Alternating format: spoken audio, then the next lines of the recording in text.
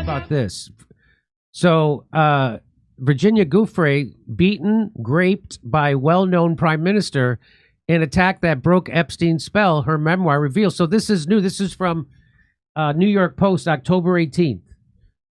So in the past, she pointed to Israel's prime minister Ehud Barak in court filings as one of the many elites who had raped her, a claim he has repeated. So that's who she's talking about. Ehud Barak, Prime Minister of Israel. In her memoir, she first met the Prime Minister on Epstein's private island in 2002 when she was just 18. She was ordered to escort him to a cabana, but the man made it clear as soon as they were alone that he wanted violence. He repeatedly choked me until I lost consciousness and took pleasure in seeing me in fear for my life. Horrifically, the prime minister laughed when he hurt me and got more aroused when I begged him to stop. I emerged from the cabana bleeding from my mouth, vagina, and anus. For days it hurt to breathe and to swallow. The politician raped me more savagely than anyone had before. An Israeli military intelligence officer happened to stay at Jeffrey Epstein's Manhattan apartment on at least 3 separate occasions, and that's according to a new report from Dropsite News. Now, Epstein may have even wired money to him, once again raising questions about Epstein's alleged ties to Israeli intelligence networks. Alleged. Now, Dropsite compiled some of the evidence for this story from former Israeli Prime Minister Ehud Barak's hacked emails. So we have that. Super interesting. In addition to Epstein's personal schedules, which were in fact released by the House Oversight Committee just last month. Now, it's time to agree that the Epstein files are being politically weaponized by both parties in an effort to distract us from the fact that both parties are implicated. Now, today, Democrats released this email with a graphic. This is from Jeffrey Epstein to Larry Summers. We're going to get to him in a second. He's a very senior Democratic operative. And the graphic that goes along with it is him saying, you know, I've met some really bad people. Trump's really the worst. He's the worst. Now, in the comments section. Welcome back. We are following breaking news where the fate of the president's sweeping tariff agenda is now in the hands of the Supreme Court. Justices hearing arguments today on a case challenging the president's International Emergency Economic Powers Act to impose many of those sweeping tariffs. The court's 3 liberal justices pressed Solicitor General John Sauer on whether the president's tariffs are infringing on Congress's authority to impose tariffs. And some of the court's conservative justices expressed skepticism as well, including Justice Neil Gorsuch, a Trump appointee, who challenged the administration over its sweeping view. All right, so you probably did not expect this one. During this week's Supreme Court hearing, Donald Trump's legal team walked in really confident, but walked out facing some tough questions from the very justices that he appointed. The case was about his use of emergency powers to impose tariffs. But what unfolded went far beyond trade policy. And here's the twist. The sharpest criticism didn't come from liberals. It came from Trump's own justices. Check this out. President Donald Trump's administration returned to the Supreme Court on Monday in a push to keep full payments in the SNAP food aid program frozen while the government is shut down. Lower courts have ruled that the government must keep full payments flowing, and the Supreme Court asked the administration to respond after an appeals court ruled against it late Sunday. Trump's administration has argued that the judicial order to provide full benefits violates the Constitution by infringing on the spending power of the legislative and executive branches. States administering SNAP payments continue to face uncertainty over whether they can and should provide full monthly payments during the ongoing legal battles. Over the weekend, the Trump administration demanded that states undo full benefits that were paid out during a one-day window between when a federal judge ordered full funding and a Supreme Court justice put a temporary pause on that order. Some states are warning of catastrophic operational disruptions if the Trump administration doesn't reimburse them for those SNAP benefits they already authorized. It's the latest in a legal fight over how the program that helps 42 million Americans buy groceries should proceed during the government shutdown. Okay, so here's what nobody's talking about right now. While everyone's distracted by whatever shiny object the media is dangling in front of us this week, there's this massive constitutional battle brewing that could literally reshape American democracy as we know it. And yeah, I know that sounds dramatic, but just hear me out on this one. The Supreme Court just dropped a ruling that has legal experts absolutely losing their minds. Like we're talking full-on panic mode here. And at the same exact time, Democrats in Congress are pushing forward with what might be the most aggressive impeachment effort we've seen yet. Not just against Trump, but against his entire administration. Yeah, you heard that right.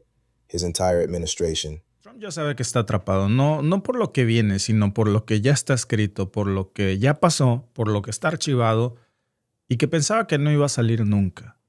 Y que pues ya no es una amenaza que se le venga a futuro, ya es una bomba de tiempo que empezó a detonar y que ya empezó a explotar, por cierto, con las primeras evidencias.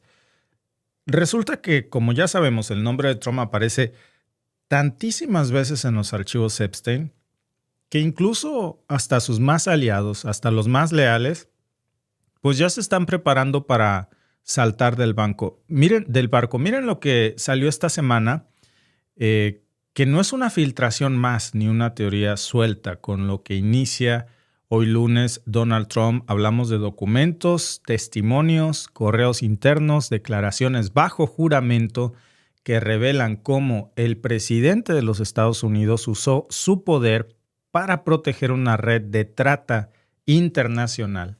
Y esta es una acusación gravísima porque se trata de mover de entrada a su amiga, ahí lo pueden ver, Ghislaine Maxwell, a una prisión de 5 estrellas, pero si unimos también las piezas del rompecabezas, castigar a quienes hablaban de ella, bloquear sistemáticamente cualquier intento del Congreso para abrir los archivos en público.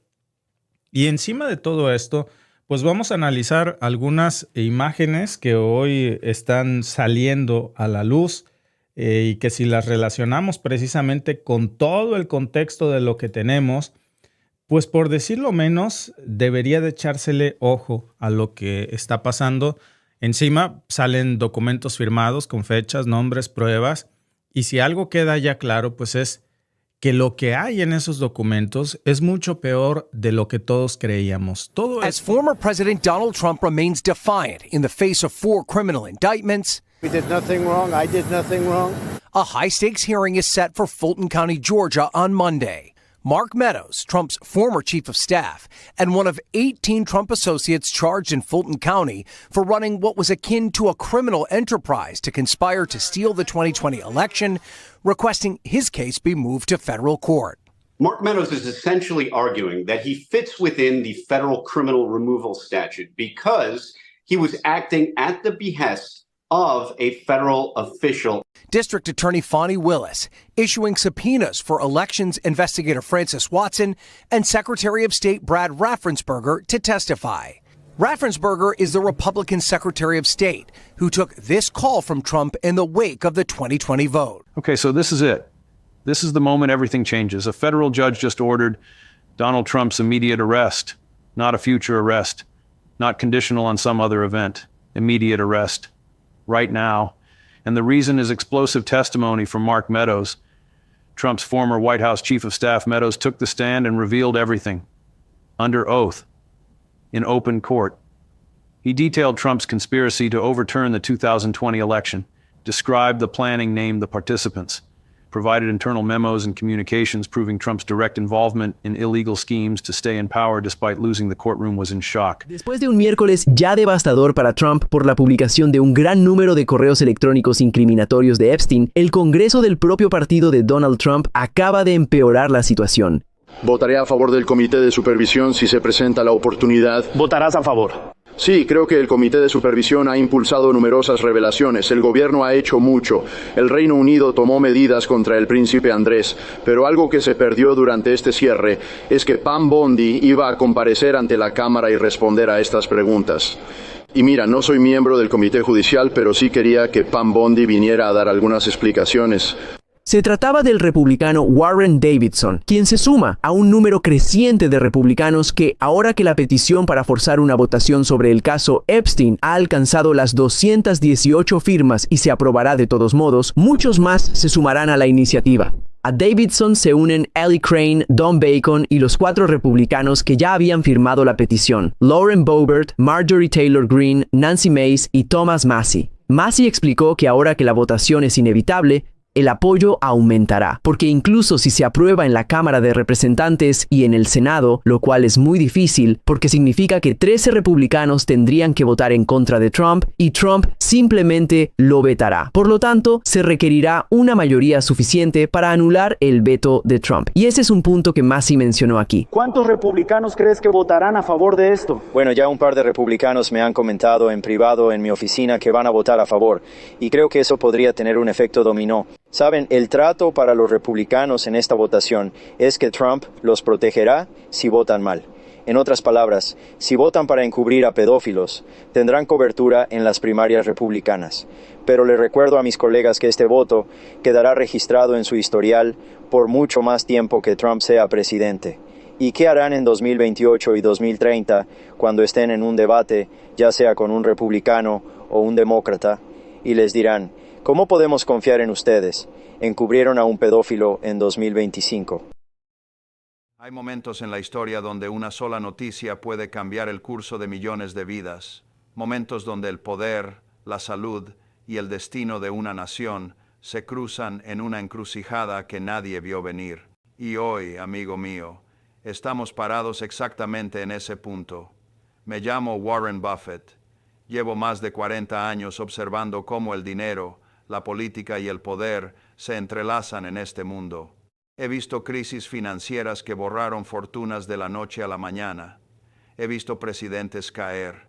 He visto imperios corporativos desmoronarse por una sola decisión equivocada. Pero lo que estamos viendo ahora con Donald Trump no es solo una historia más de política estadounidense. Es algo que va a sacudir los mercados, va a cambiar el rumbo de México y va a redefinir el equilibrio de poder en todo el continente americano. ¿Por qué? Porque cuando el hombre más poderoso del mundo empieza a cancelar eventos, cuando su equipo comienza a inventar excusas, cuando los rumores sobre su salud empiezan a filtrarse desde el corazón mismo de la Casa Blanca, no estamos hablando de un simple resfriado. Estamos hablando de una crisis que puede desestabilizar la economía global en cuestión de semanas. Trump cancela eventos por un grave deterioro en su salud después de recibir malas noticias.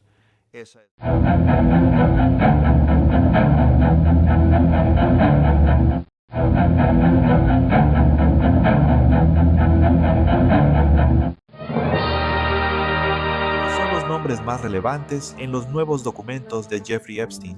Te informaremos lo esencial sobre algunas de estas personas de alto perfil. Bienvenidos a Sidebar de Law and Crime, soy Jesse Weber. Han pasado unos días desde la publicación de una gran cantidad de documentos en la saga de Jeffrey Epstein. Y por cierto, esperamos que se publiquen muchos más documentos. Creemos que hasta ahora se han publicado 191 de 250 documentos.